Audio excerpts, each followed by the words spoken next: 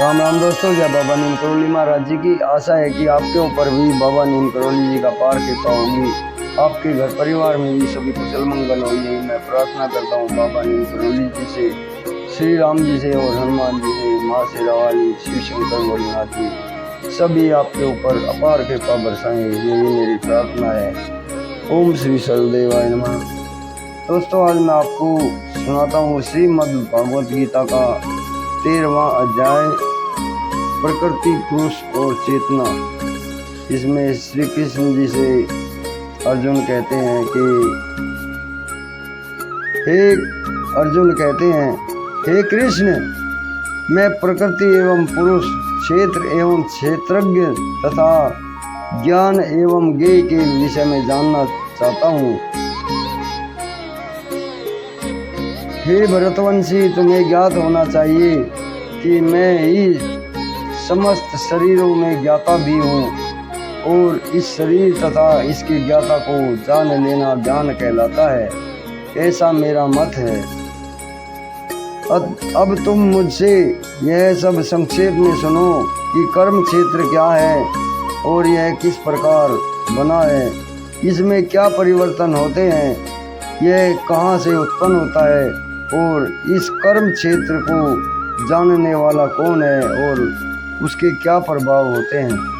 विभिन्न वैदिक ग्रंथों में विभिन्न ऋषियों ने कार्यकलापों के क्षेत्र में तथा उन कार्यकलापों के ज्ञाता के ज्ञान का वर्णन किया है। इसे विशेष रूप से वेदांत सूत्र में कार्य कारण के समस्त तर्क समेत प्रस्तुत किया गया है। पंच महाभूत, अहंकार, बुद्धि, अव्यक्त, तीनों गुणों में यह प्रकट अवस्था, 10 इंद्रियों तथा मन, 5 इंद्रिय विषय, इच्छा, द्वेष, सुख दुख, संघात, जीवन के लक्षण तथा धैर्य, इन सबको संक्षेप में कर्म का क्षेत्र तथा उसकी अंतःक्रियाएं कहा जाता है। विनम्रता, दंभहीनता, अहिंसा, सहिष्णुता, सरलता, प्राथमिकता, प्रामाणिकता, गुरु के पास जाना, पवित्रता, स्थिरता, आत्मसंयम, इंद्रिय तृप्ति के विषय में परित्याग, अहंकार का अभाव, जन्म मृत्यु, वृद्धावस्था तथा रोग के दोषों की अनुभूति, वैराग्य, संतान, स्त्री, घर तथा अन्य वस्तुओं की ममता से मुक्ति, अच्छी तथा बुरी घटनाओं के प्रति संभाव, मेरे प्रति निरंतर अनन्य भक्ति, एकांत स्थान में रहने की इच्छा, जन समूह से लगाव, आत्म साक्षात्कार की महत्ता को स्वीकारना तथा परम सत्य की दार्शनिक खोज, इन सब को मैं ज्ञान घोषित करता हूँ और इनके अतिरिक्त जो भी है वह सब अज्ञान है।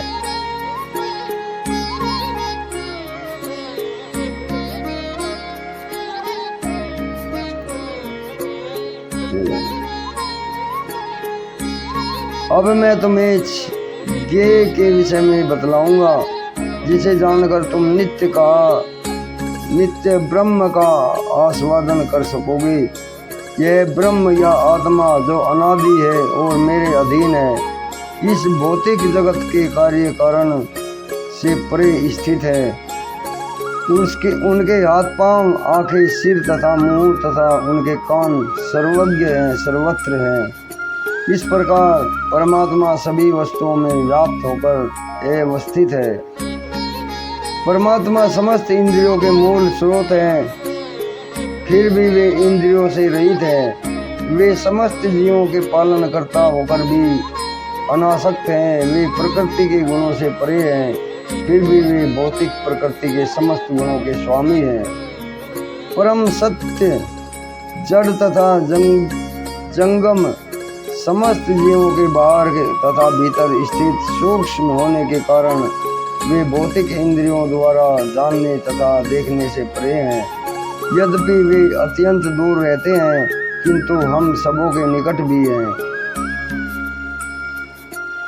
परमात्मा समस्त जीवों के मध्य विभाजित प्रतीत होता है, लेकिन वह कभी भी विभाजित नहीं है। वह एक रूप में स्थित है, यद्यपि वह प्रत्येक जीव का पालन करता है, लेकिन यह समझना चाहिए कि वह सबों का श्रृंगार करता है और सबों को जन्म देता है।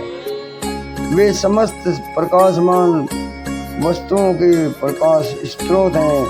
वे भौतिक अंधकार से परे हैं, अगोचर है, वे ज्ञान है, वे ज्ञेय हैं और ज्ञान के लक्ष्य हैं। वे सबके हृदय में स्थित हैं। इस प्रकार मैंने कर्म, क्षेत्र, शरीर, ज्ञान तथा ज्ञेय का संक्षेप में वर्णन किया है। इसे केवल मेरे भक्त ही पूरी तरह समझ सकते हैं और इस तरह मेरे स्वभाव को प्राप्त होते हैं। प्रकृति तथा जीवों को अनादि समझना चाहिए। उनके विकार तथा गुण प्रकृति जन्य है।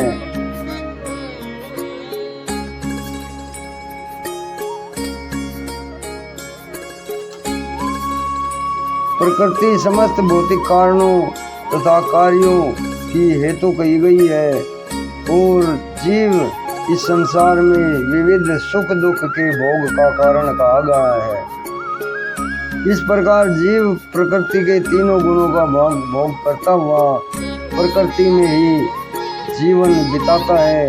ये उस प्रकृति के साथ उसकी संगति के कारण है। इस तरह उसे उत्तम तथा उदम योनियां मिलती है। जो भी इस शरीर में एक अन्य दिव्य भोक्ता है, जो ईश्वर है, परम स्वामी है और साक्षी है तथा अनुमति देने वाला है, उसके रूप में विद्वान है और जो परमात्मा कहलाता है। जो व्यक्ति प्रकृति के गुणों की अंतःक्रिया से संबंधित इस विचारधारा को समझ लेता है, उसे मुक्ति की प्राप्ति सुनिश्चित है। उसकी वर्तमान स्थिति चाहे जैसी भी हो, यहाँ पर उसका पुनर्जन्म नहीं होगा। कुछ लोग परमात्मा को ध्यान के द्वारा अपने भीतर देखते हैं, तो दूसरे लोग ज्ञान के अनुशीलन द्वारा और कुछ ऐसे हैं जो निष्काम कर्म योग द्वारा देखते हैं। ऐसे भी लोग हैं जो यद्यपि आध्यात्मिक ज्ञान से अवगत नहीं होने पर अन्यों से पाप पुरुष के विषय में सुनकर, परम पुरुष के विषय में सुनकर उनकी पूजा करने लगते हैं। जो ये लोग भी प्रामाणिक पुरुषों से श्रवण करने की मनोवृत्ति होने के कारण जन्म तथा मृत्यु के पथ को पार कर जाते हैं। हे भरतवंशियों में श्रेष्ठ अर्जुन, यह जान लो कि चर तथा अचर जो भी तुम्हें अस्तित्व में दिख रहा है, वह कर्म क्षेत्र तथा क्षेत्र के ज्ञाता का संयोग मात्र है।